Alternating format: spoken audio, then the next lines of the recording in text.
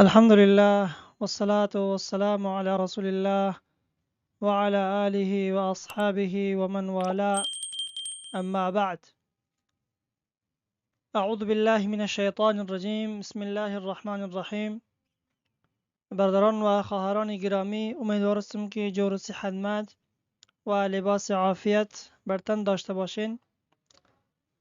درس امروزی خود را آغاز میکنیم از کتاب دروس اللغة العربية لغیر الناطقین بها، قسمی که شما درسهای قبلی را مشاهده کرده بودین. به همین ترتیب خواستم که درس امروز را هم به می نشر برسانم. صفحه 92 است و قسمی که میبینید درس السادس عشر، درس 16 است. با توفیق الله رب العالمین این درس را هم پیش میبریم.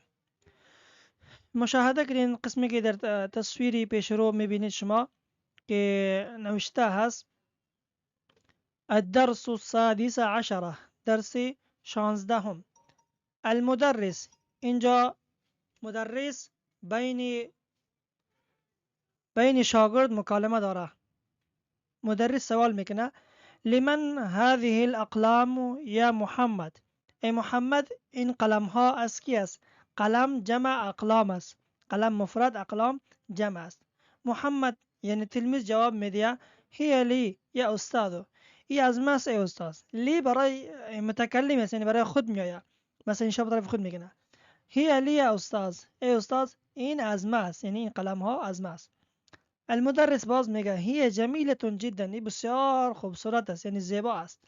و هذه الكتب الجديدة هي لك، این کتاب های نو آیا اینها از تو است؟ یعنی با تعبیری دیگه آیا این کتاب های جدید از توست؟ محمد میگه لا، نه خیر، هی لحامد، این کتاب ها از حامد است. المدرس این دفاترکم یا اخوان؟ کجاست کتابچه های شما ای برادرها؟ کتابچه، دفاتر هم میگه، به عربی کراسه هم استعمال میشوه. كلاهما يستعملان فلا بأس فيه. أين يعني كيف أنتم تستعملون؟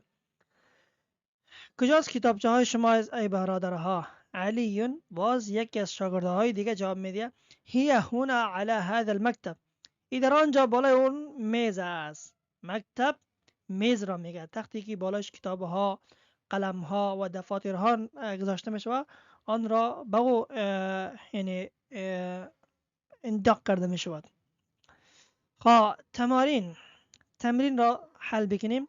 تأمل الامثله الآتیه، میگه غور بکنیم در مثال های در تحت میآید. الآتیه پیش آمدنده، یعنی پیش در مثال هایی که در پیش میآید. المفرد الجمع، المفرد الجمع، ببینید مفرد یعنی واحد، جمع یعنی از دو بر بالا. صحیح است؟ مفرد میگه یک را، جمع میگه از دو بر بالا را، سه از سه بار بالا، 4 5 6 تا چقدر باشه، تا 10 بگیریم الی 16 عدد از این بالا. المفرد هم واس، الجمع هم قرآن. ببینید المفرد فقره همزه، یعنی فقره اول، فقره اول را بخونیم. هذا طالب جديد، این شاگردی نو است. هو من بلژیکا، هو من بلژیکا، هو از بلژیکا است، کشور. الجمع این مفرد و جمع است. هؤلاء طلاب جدد، این شاگردهای نو است. هم من بلژیکا، اینها هم از کشور بلژیکا است. درسته؟ المفرد هذا كتاب جديد، این کتاب نو است. هو من بلژیکا، تمامش از اون است. الجمع هذه كتب جديدة، چرا جديدة مؤنث، هذه مؤنث آورد از خود. هي من بلژیکا، از کشور بلژیکا است. به همین ترتیب تمامشان با یک طریقه است.